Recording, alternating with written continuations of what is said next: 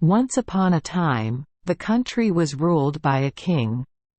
He is a mighty lord and has unparalleled power. Saint Allah gave him daughters more beautiful than the full moon and more fragrant than any flower, and an unusually handsome son. One day, while the king was sitting on his throne, 3 wise men came to see him. The first offered him a golden peacock, the second a bronze horn, and the third a horse made of ivory and ebony. "What benefits do these things bring?" the king asks. The sage, who presented the gift to the king, stepped up and said, "Your Majesty, the benefit of this peacock is that, every hour both night and day it flaps its wings and measures the time."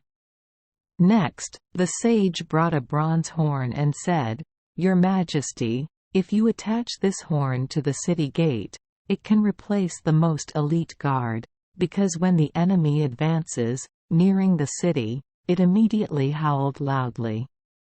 Finally, the third sage stepped up and said, "Sir, this horse has magical powers.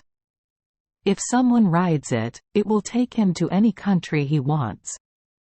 After listening to what the 3 people said, the king said, "You cannot be rewarded until I have tried to use the gift." Then the king tried the peacock and the horn. When he heard the cry of the peacock, the king confirmed that the first sage and number 39's words were true. Afterwards, he examined the horn and found it to be exactly as its owner described. The king was very happy and said to the sages, "What do you want from me?" "Your Majesty, I wish to have your daughter as my wife," they answered. The king promised his daughter in marriage to the 2 sages who gave him the peacock and the conch. When the 2 sages were satisfied with the king and number 39's kindness and stepped back, the sage offered him a horse made of ivory and ebony, stepped up and kissed the land before the king and said, "My lord, please grant me such kindness. Please marry your 3rd daughter to me." "No, no," the king replied, "until I test the miracle of your horse, I will not give you my daughter in marriage." Immediately after that, the prince came and said to the king, "Father, you allow me to ride this horse to test its miracle." "I allow it," said the king, "do as you wish."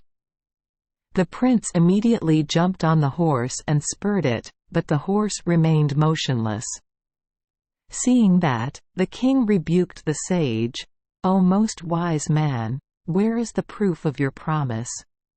Why does your magic horse just stand still and not move?" Instead of answering, the sage walked up to the prince and showed him the button.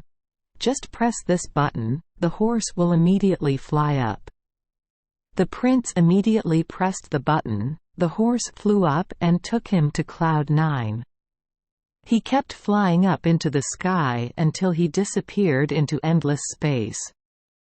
The prince saw that the situation was becoming more and more dangerous, so his heart became sad and he asserted that the sage had created this matter only to kill him. "No one has the power like Saint Allah, my savior." The prince cried out and touched the magic horse all over.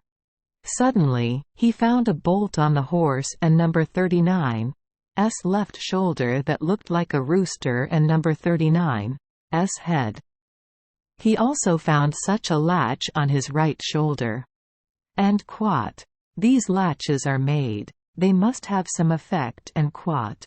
The prince guessed and turned the right latch. The horse flies faster and higher. Immediately, the prince turned the left bolt again. The horse slowed down and slowly descended. Finally, it gently landed on the ground along with the prince who had saved himself.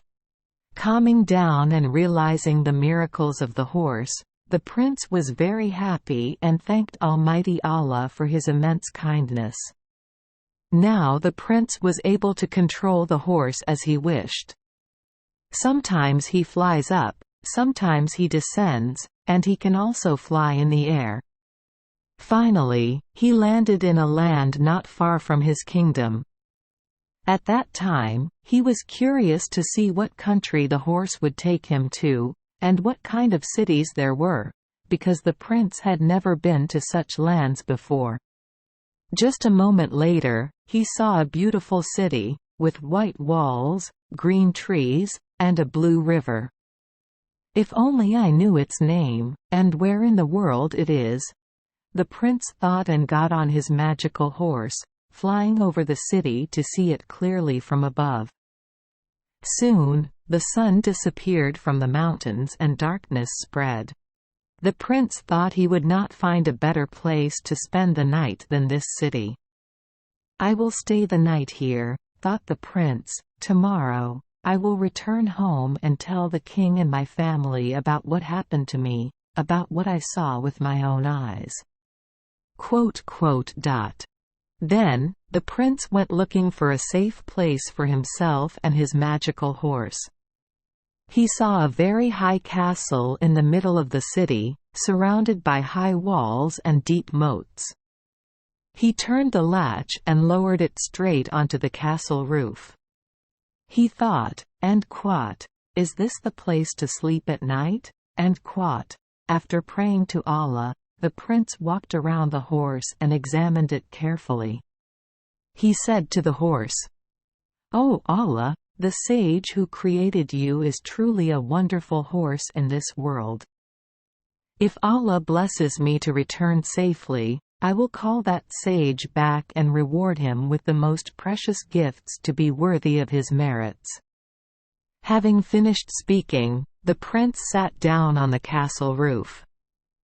Listening without seeing a cave, the prince asserted that all the people inside were asleep. Hunger and thirst tormented the prince, because since parting with his father, he had not had a piece of bread in his stomach.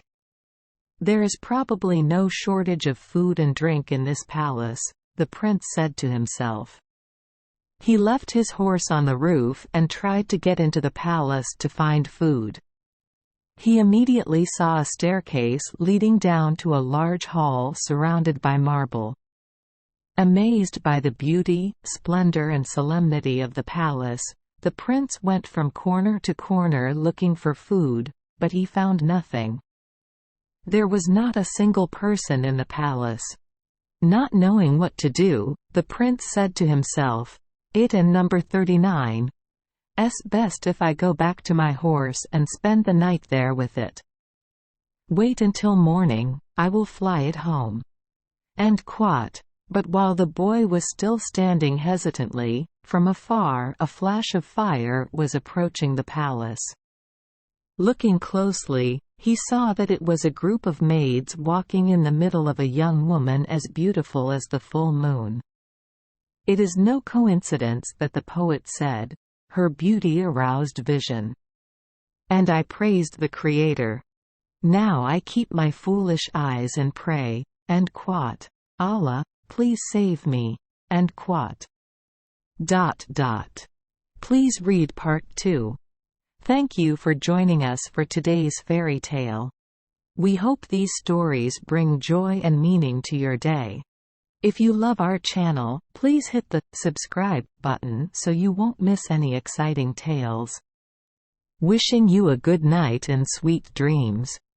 See you in the next story.